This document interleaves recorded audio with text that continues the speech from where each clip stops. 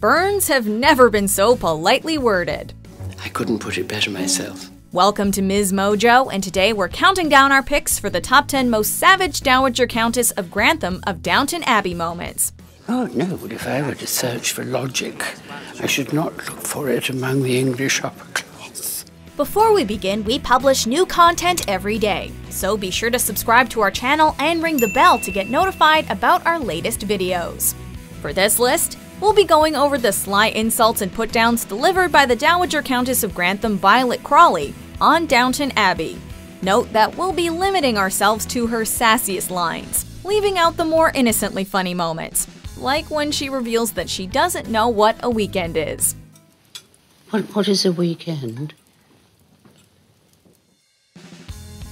Number 10. The haircut review. Oh, all this endless thinking. It's very overrated. Few people are safe from Lady Violet Crawley's sharp-tongued remarks, and that includes her family. Of course, one of her favorite targets for ridicule is anything modern or different from her upper-class lifestyle. And in the changing times of Downton Abbey, that means there's plenty of opportunity for her highbrow zingers. The two dovetail when her granddaughter Mary gets a new haircut, which is shorter than most women wore at the time, in an effort to get the attention back on her. This prompts Violet to sassily tell her that she's surprised it's her, and that she thought a man was wearing her clothes. Granny, what do you think? Oh, it is you. I thought it was a man wearing your clothes. Ouch. Number 9. Making Branson behave. Is it an Irish tradition? What? She means not changing. Of course it isn't, Granny. It might have been. You don't change on the first night of a voyage. Some major thematic elements in Downton Abbey include the struggle and differences between social classes, as well as the seemingly unending scandals involving the Crawley family and their servants and staff members. Both come together when the socialist chauffeur Tom Branson becomes involved with the youngest Crawley daughter, Sybil, who he eventually marries. I'm sorry, but I'm afraid I can't turn into somebody else just to please you. More's the pity. To ensure that Branson doesn't stand out too much from the upper-class crowd at a party, the Countess claims that she'll make sure he behaves like everyone else by threatening to hold his hand against a radiator. If we can show the county he can behave normally, they will soon lose interest in him. And I shall make sure he behaves normally because I shall hold his hand on the radiator until he does. And while it may have been in jest, the Dowager is just savage enough to make us believe that she might actually do it. Is there any way to shut him up? If I knew how to control him, he wouldn't be here in the first place. Number 8. Avoiding people.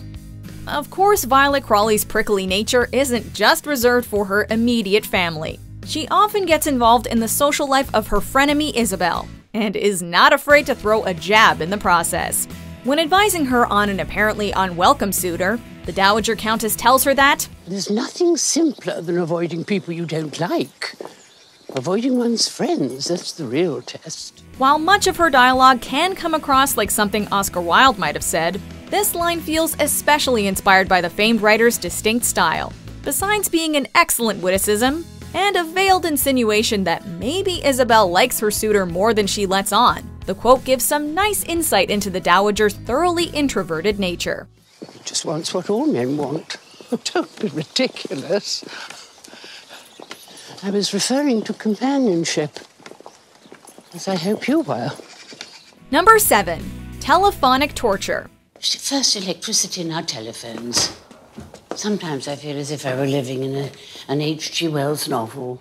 As we've established, the Dowager takes none too kindly to change, and that includes new or unfamiliar technology. I couldn't have electricity in the house. I wouldn't sleep a wink. All those vapors seeping about. One of her first encounters with a telephone sees her arguing with an operator while trying to reach a minister. Well, how many Marquises of Finch are out there? Although ostensibly used for communication, Violet wonders whether the telephone is actually an instrument of torture, given the difficulties she has in making her intentions clear to the person on the other end of the line. Is this an instrument of communication or torture? We may be living around a century later, but we're inclined to agree with her assessment, at least sometimes. Number 6. An unfamiliar sensation. Alongside her impeccable wit and resistance to new experiences, the Dowager Countess has an implacable attitude. Violet Crawley is supremely confident in herself and her opinions. While this can be admirable sometimes, it also makes her rather inflexible and remote. I wonder you don't just set fire to the Abbey and dance round it, painted with woad and howling. After firing one of her servants, whom she believes has stolen from her, Violet is called out by Isabel when she's proven to have been wrong. The Dowager Countess refuses to apologize, and when her reluctance to admit mistakes is pointed out by Isabel, Violet denies that she's ever been wrong. How you hate to be wrong. I wouldn't know.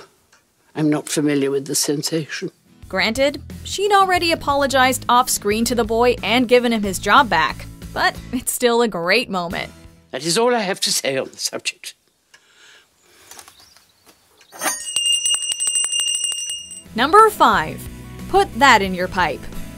Quite the opposite of our last entry, one of the things Violet loves most is proving others wrong. When Isabel's son Matthew asks Violet's granddaughter Mary to marry him, Mary dithers, as if her own mother has a boy, Matthew will no longer be the heir to Downton Abbey. If you take Matthew now, when his whole future is at risk, he will love you to the end of his days. Although Violet advises that she accept him before the child is born, showing a surprisingly romantic side. I've been called many things, but never that. Violet's daughter Rosamond convinces Mary to delay. When Isabel accuses Violet of influencing Mary's decision, or lack thereof, Violet takes great joy in telling her she's wrong, adding the early 20th century English equivalent of telling her to stick it where the sun don't shine. Your quarrel is with my daughter Rosamond, not me. So put that in your pipe and smoke it. Number 4. Virtues of the English. One of the few people who can regularly manage to match wits with Violet is Martha, the mother of her daughter-in-law Cora. Probably too much the same, but then I don't want to cast a pall over all the happiness. How could you ever do that? Violet always takes the opportunity to insult her whenever she visits. And while she has mocked her appearance on occasion, more often than not she uses Martha as a target to vent her feelings towards Americans. Oh dear. I'm afraid the war has made old women of us both. Oh, I wouldn't say that, but then I always keep out of the sun. A particularly backhanded compliment she gives her, and by extension Americans, occurs when Violet claims to be looking forward to Martha's visit, since being around her reminds her of the virtues of the English. When I'm with her, I'm reminded of the virtues of the English. But isn't she American? Exactly. Number 3. Better than nothing. Isabel makes another appearance on our list. But then again, this frenemy is the person who brings Violet's sassy side out most often. I wonder your halo doesn't grow heavy. It must be like wearing a tiara round the clock. The Dowager strictly adheres to the social niceties, even with someone she often disagrees with, except when it suits her. One such occasion arises when she's entertaining Mary's godfather for lunch. With almost no one to accompany her, since most of the family is otherwise occupied or elsewhere, Violet invites Isabel. Violet muses that she hopes she can manage to invite Mary's sister Edith too, to which Isabel responds that she herself alone is hardly a substitute for the rest of the Crawley family. To this, Violet agrees rather too quickly and with plenty of sass. I could ask Edith. She might be free. Oh, I hope so. I'm a feeble substitute for the entire Crawley family. Yes, but you're better than nothing. How warming you make that sound. Number 2. Reforming Zeal. Okay, just one more moment of the Dowager Countess throwing shade at Isabel.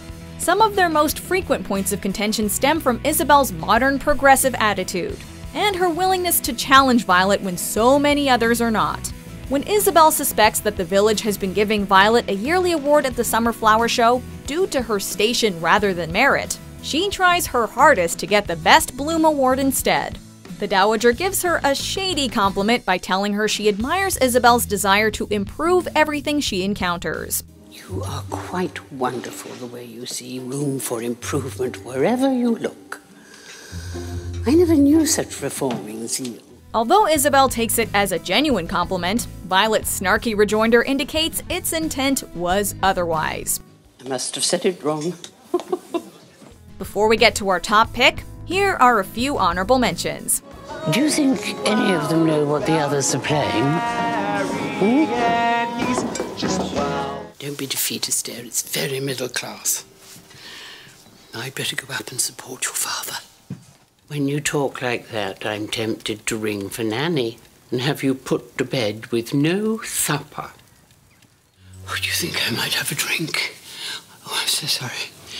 I thought you were a waiter. I won't sleep a wink. Tonight or tomorrow? Civil vulgarity is no substitute for wit. Well, you started it. Number 1. Do you promise? For all her bluster, deep down, Violet Crawley loves her family dearly and does care about their happiness. When Mary becomes involved with the morally dubious newspaper magnate Sir Richard Carlisle, Violet shows some definite dislike for him. I don't dislike him, I just don't like him, which is quite different. Oh, well, excuse our error. When Mary finally does wise up and break it off with the creep, Sir Richard leaves in a huff, telling the Dowager Countess that he'll be leaving, and that he probably won't see her again, leading to a short and epically harsh response. I'm leaving in the morning, Lady Grantham. I doubt we'll meet again. Do you promise? Just 3 words, and Violet proves her status as the Countess of Shade. Do you agree with our picks? Check out these other great clips from MsMojo and be sure to subscribe and ring the bell to be notified about our latest videos.